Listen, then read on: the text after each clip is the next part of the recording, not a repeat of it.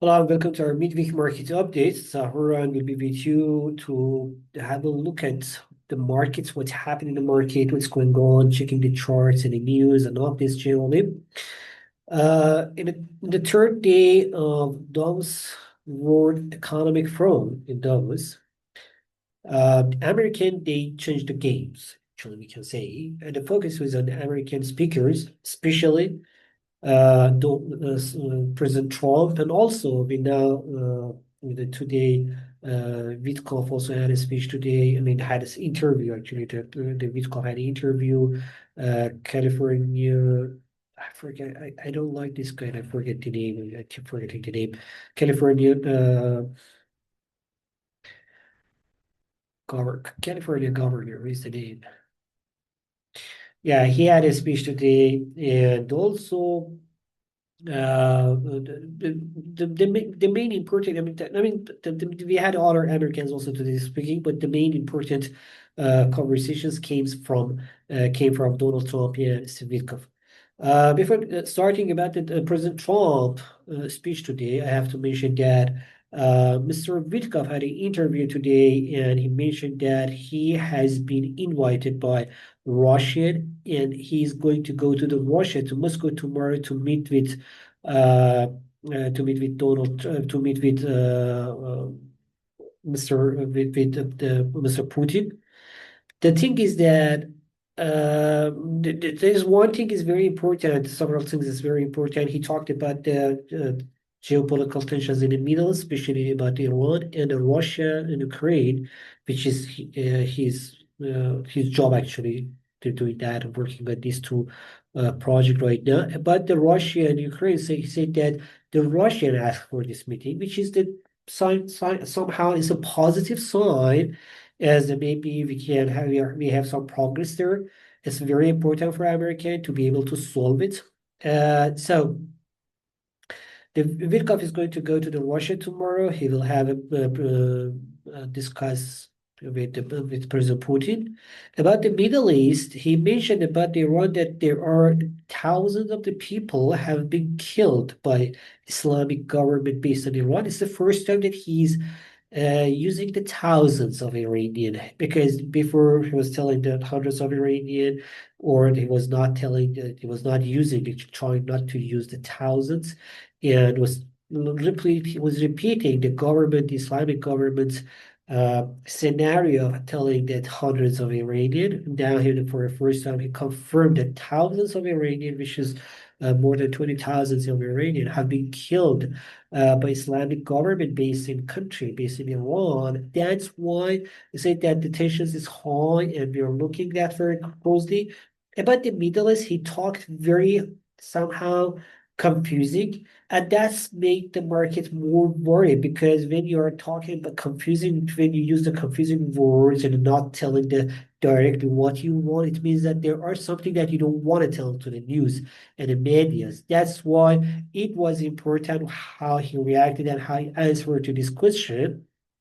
Talking about Mr. Trump, also three things actually was very important to know about how he is thinking about that, about the Middle East, about the Russian and Ukrainian, and generally about the NATO, that area, and also about Greenland. The Greenland was the most important topic of the day, so I will talk it later. But let's start with the Middle East. About the Middle East, again, same as the Witkoff, Mr. Trump also didn't give us didn't give us clear information on what they are going to do. He just had some general conversation about that, and that's not a good sign. When you are not trying to give the information to the media, it means that there are something that you are hiding. And I will tell you again later what does it mean about about the Russian and Ukrainian. So as mentioned, that he is very positive right now with what's going on. He mentioned that both Putin and Zelensky, they are good people, but if they do not agree on a peace deal, they're going to be very stupid not to accept that deal. Anyhow, it was very funny, just like as always. He had a very fun speech, especially the time that he was talking about Emmanuel Macron. He was saying, Macron, I like you, accent with the French accent. I forget how he was using that. He was using the French accent, talking about Emmanuel Macron and telling that, wow, how somehow the very indirectly telling that how crazy, how stupid and crazy you are. But indirectly tell, not didn't use this word, but the meaning of the word was like that it was trying to say that you were trying to show yourself very powerful with those sunglasses that you use as your name, but in fact you have nothing to say. That was meaning of the what he said. Yeah, but about the I have to talk about. I wanted to talk about what is very important about the Greenland. First of all, he didn't use the word of the Greenland too much. Mostly he told that that piece of ice in the middle of nowhere, middle of ocean. So, so downplay this one.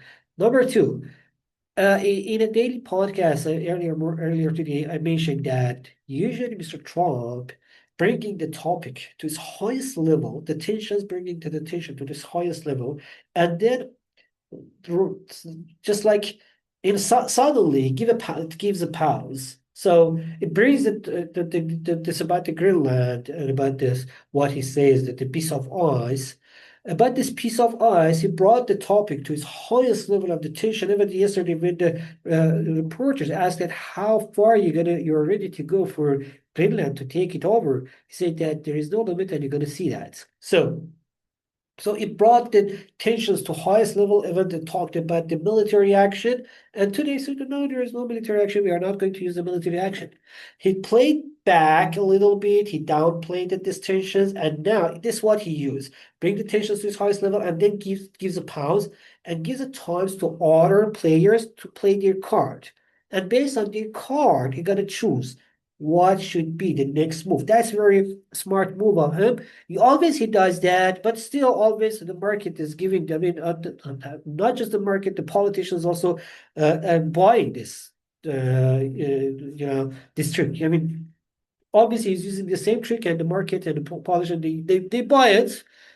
As long as they buy it, he sell it. As he was talking about the energy, about the Chinese. I don't know how the Chinese they are selling these things to you, but you still buy it. That's very interesting. So as long as you buy, they sell. So about his trick also about the making a deal also as long as especially European they buy this trick he gonna play maybe the Putin doesn't buy this trick but at least the European they buy it. So yeah, he played his card now, and now he's giving the time to European to play their card, and then the next move it will be that.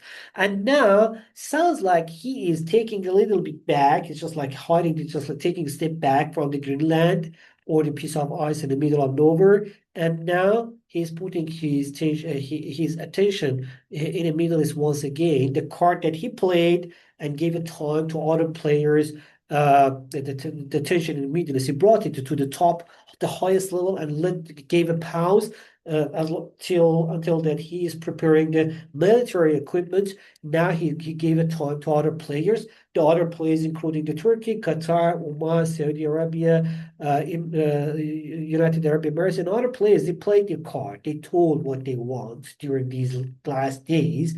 And now already we know that the Oman, Qatar, and the Turkey, they don't want a war. They wanted this Islamic regime that currently based here. But clearly, Netanyahu told that Israel and two other Arab countries across the Persian Gulf, they want regime change and they support the attack on Iran, not just on Iran, actually not in Iran, on Islamic regime based in Iran. So that's what's happening there. So that's the conversation. Now it sounds like the market. What can I understand that he changed the topic to the Middle East again. That's why we can see the market reaction based on that as well. I will show you on the chart. Before going to the chart, so this is what happened in the third day in the Davos mostly. I mean, we had too many other things in the Davos, but the market didn't give. I mean, it didn't pay attention on others. Market was talking mostly about this. I mean, what's happening? What I mean about the American speakers mostly, and didn't talk about. I mean, didn't take too much pay attention to other speakers and what others said. About the market, about the other part. Let's start with the economic data from from Monday. We can start it with the Chinese GDP numbers and Chinese data generally. The data, especially the GDP, increasing 4.5% in the last quarter, and the data shows that generally around the 5% GDP growth that China could reach for the 2025. Retail sales was a little bit weak, not good, but better than the previous numbers. Generally shows that the retail sales is going slightly getting better.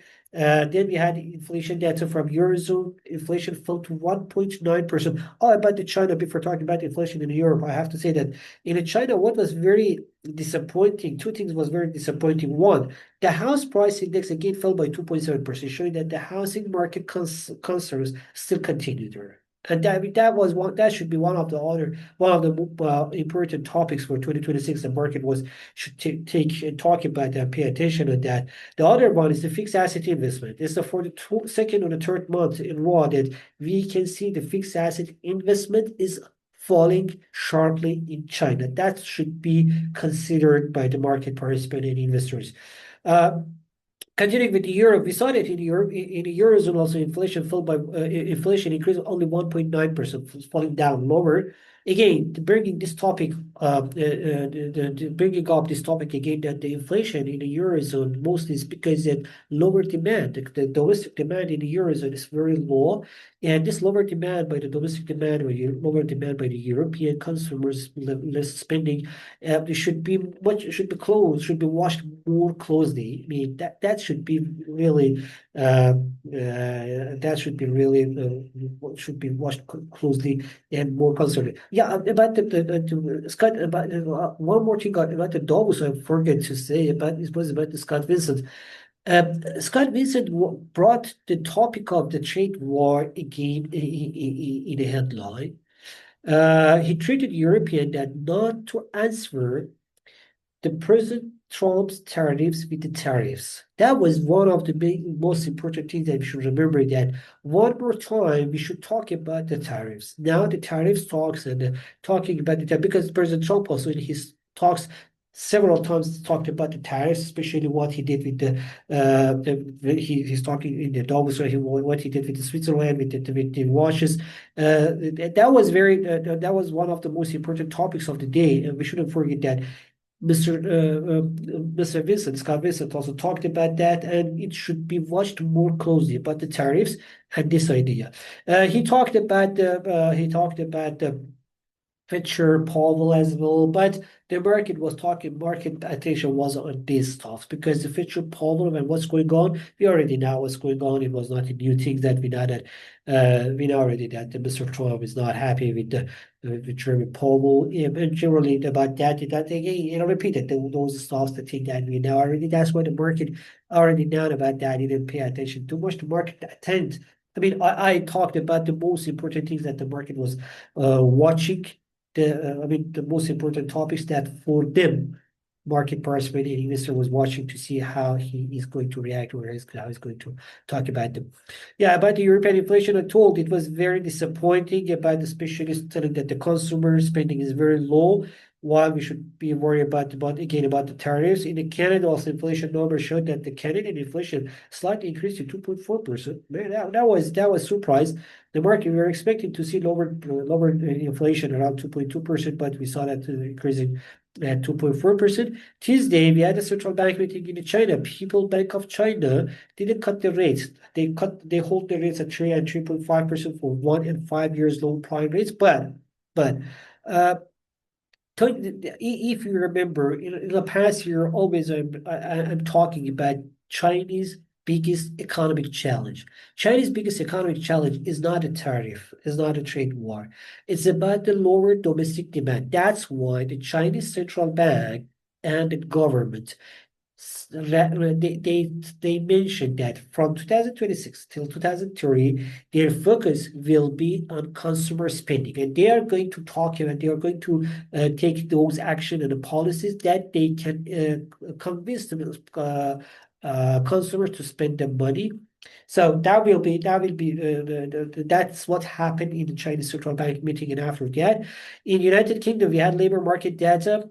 unemployment rate unchanged at 5.1%, but we saw that average earnings, including bonuses, increased by 4.7%, and excluding bonuses, increased by 4.5%, less than previous months, giving the signs that we may can see the rate cut in February 5, but the inflation numbers the next day, I will talk about right now, can bring some more question again up. Inflation producer price index in Germany fell by 2.5% again. This the lower trend of inflation, the trend of lower inflation in the Eurozone and European economies, bringing up this topic that what's happening in Europe, why European doesn't spend the money. In Switzerland also we can see the inflation fell by 1.8% in Switzerland. That's these numbers are disappointing numbers. Don't forget about that. Spanish unemployment rate stayed unchanged at 3.8%, and then ZEW economic sentiment in the Eurozone and in Germany slightly got a little bit better compared with the previous months, but still not too much brilliant numbers. But still, yeah, we had some positive progress, but in a negative territory. The positive progress was in a negative territory, in concerning territory, not in a positive territory. Next day, Wednesday, I mean, today, earlier morning, we had inflation numbers in the United Kingdom, and we saw the inflation slightly increased to 3.4%, while market was expecting to see around 3.3%, the consumer price index.